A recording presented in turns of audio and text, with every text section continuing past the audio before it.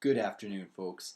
My name is Mr. Genet, and you probably knew that, which leads very well into today's lesson, probability. Now, probability has always been, ever since I was in school, my favorite unit in math because it deals with so many fun things. I mean, so many games, just think of board games, involve rolling dice, flipping coins. Uh, Sorry, I was going to make a joke about Russian roulette. I won't do that. That would not be school appropriate. Yeah, but I never played that in junior high anyway, or even out of junior high. So we're looking at probability. Probability is a fairly short unit, and in fact, the first topic is really just a review, a rehashing of what you looked at in grade 7, using tables and tree diagrams to find the probability of something and of an event happening. Yes, an independent event. So we'll go over that. We'll also be looking at how to find a shortcut, how to use multiplication to save you the time and the hassle of drawing those big diagrams. Normally, when we do probability, I do take a few classes to have us play Risk together. And because that would be very risky to do, what with the whole pandemic, I have instead put a link to a 1991 version of Risk as a computer game that you can try for yourself. Uh, I managed to conquer the world today. It was great. I subjugated people to my brutal rule. Okay, so first off, our first topic is looking at tree diagrams. Secondly, we'll be looking at different ways of identifying the probability of an independent event. And thirdly, we'll be looking at how to use fractions to find multiplication. So if you left your fraction operations behind, you'll want to catch up to them again. Okay, so now you may remember probability, as a recap, is the likelihood of an event happening. So hopefully the probability of you knowing my name was 100% if you're one of my students. And if you're a random stranger on the internet, well, it's nice to meet you. But let's talk a little bit more about something that's more tangible. So I've put some pieces of paper in this jar. Let's pretend that these are people's names, for example. We're doing a draw, and all the pieces of paper are equal size. So now if I have 6 pieces of paper, we would expect that there's a 1 in 6 chance of drawing Jimmy's name, right? Okay, and look, it's Georgina. See, Georgina, that's right. We got Georgina. So, when we talk about an independent event, this is a key difference here. If I said, okay, we'll try it again and see if we draw Jimmy's again, but we're going to put in Georgina's name back in, then it would still be 1 in 6 the next time, right? Or if you said, what is the probability of drawing Jimmy's name with 2 draws? You could say it's 2 out of 6 because you get 2 chances.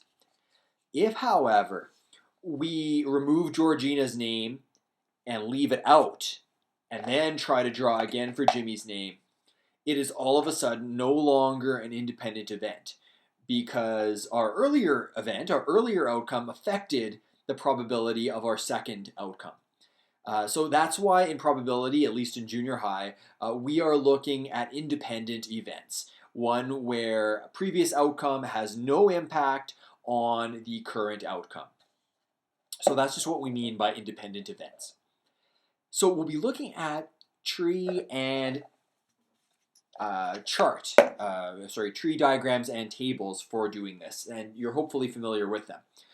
So there are many examples. A lot of them deal with combinations of ice cream flavors and cafeteria lunches. We're just going to keep it nice and simple here at first and talk about spinners and coins and rolling dice. So let's say, for example, that we are rolling a 6-sided die. So we know there are 6 sides to it. So that's a 1 in 6 chance of, let's say, rolling a 2.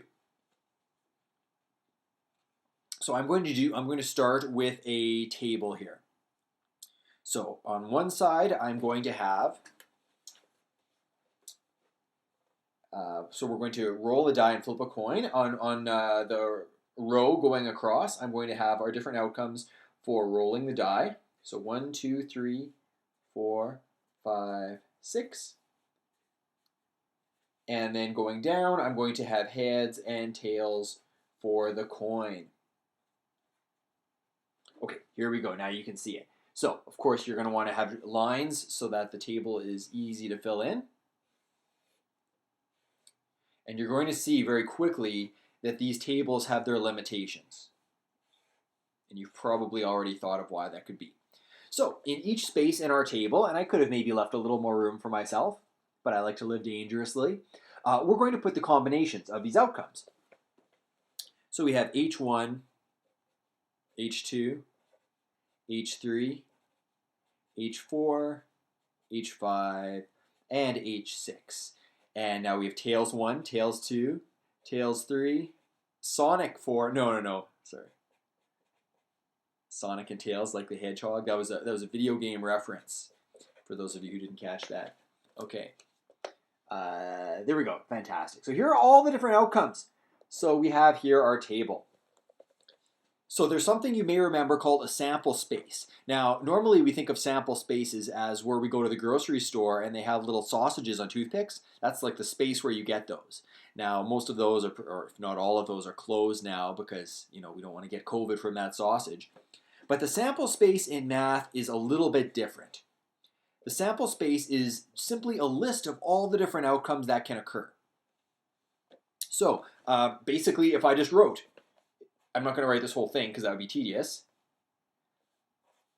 H1, H2, and so on. I would write all these different ones. And just note here, take a look here that we're putting it in brackets. That because this is the combination here, we are going to make it clear that this all is one outcome.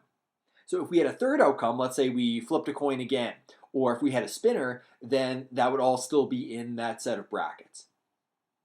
Similarly, if someone writes the probability, if someone says, what is the probability of flipping ahead and getting a 1, they will say P, and in brackets here, H1. So it'll look just like this here. Yes. So P stands for probability. It'll always be P. We're not changing up the letter there. That would get confusing. But what's in the brackets will change to indicate what is it the probability of. So likewise, if we said, what's the probability of flipping ahead and getting an even number on your die, there'll be P and even right there. And then that is often written as a fraction. It can also be written as, as a percent. Less commonly, you may see it as a decimal. But in this particular case, let's take a look here. We're going to actually already get into looking at the outcome of a probability. To look at what is the probability of an outcome, rather. So what is the probability of flipping ahead and getting an even? So we can pretty much eliminate all those ones in the bottom with tails. Looking up at the heads, let's count. H2, that's even. H4, that's even. And H6, that's even as well. So of our total outcomes, we have how many? We have 12 outcomes. So we have 6 and 2. So 12 total boxes. That's our total number of outcomes. So the probability of flipping heads and even is 3 out of 12. But there's a better way to write this. Whenever possible, we'd like to put that probability in lowest terms. So that is going to be 1 over 4. 1 over 4. Right, that's right. You see, you can divide 3 out of both of those. Lovely. So I'll show you an example of a tree diagram too before I get too far ahead of myself. And we're going to look at what happens if, let's use the same case, and show how that would look in a tree diagram. So depending on your space, tree diagrams can go up or down or side to side.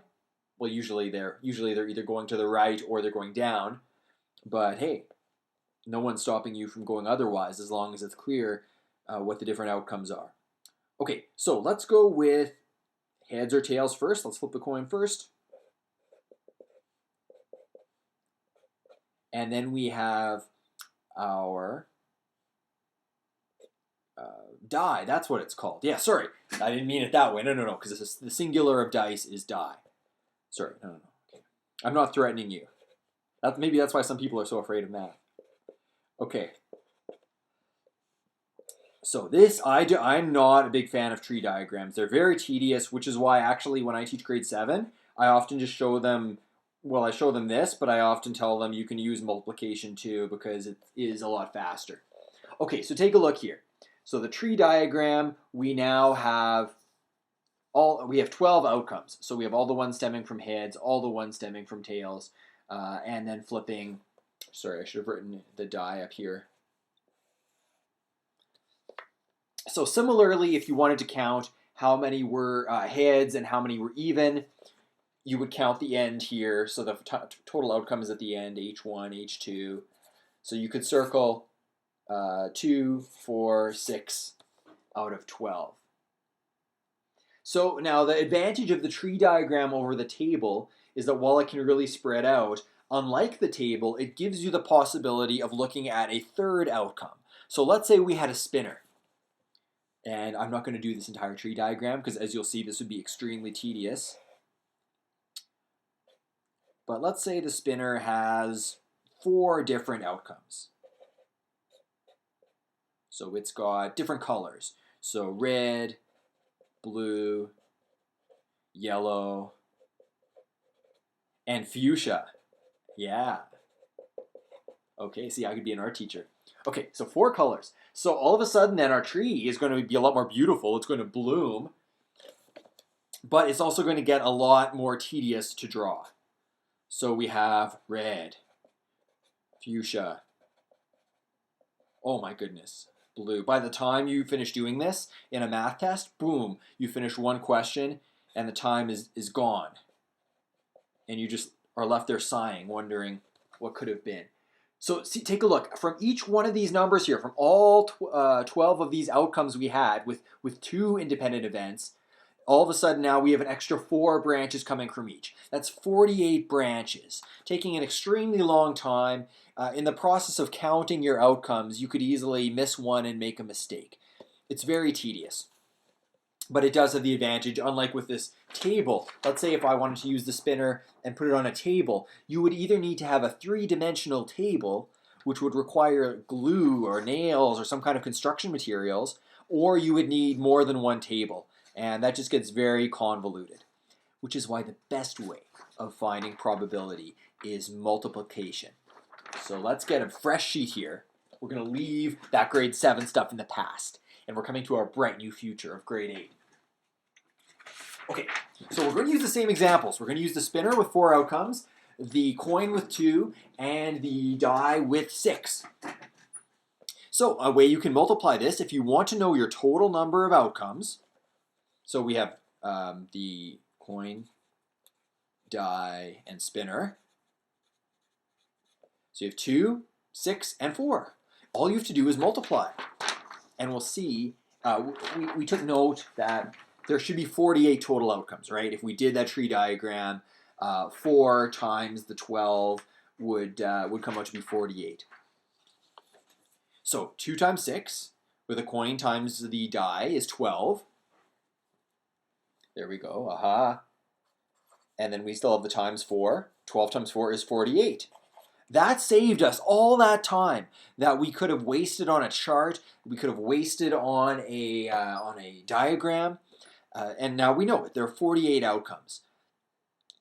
And in this particular case, because these are all different, if they asked us what is the probability of a certain outcome, like let's say the probability of getting tails, an odd number, and fuchsia, let's take a look at how we can use the multiplication of fractions to find that probability and then confirm that with the diagram to see if that is the case.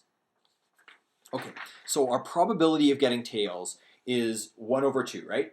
So I'm going to just write this here, tails, odd, we wanted an odd number, right? And fuchsia.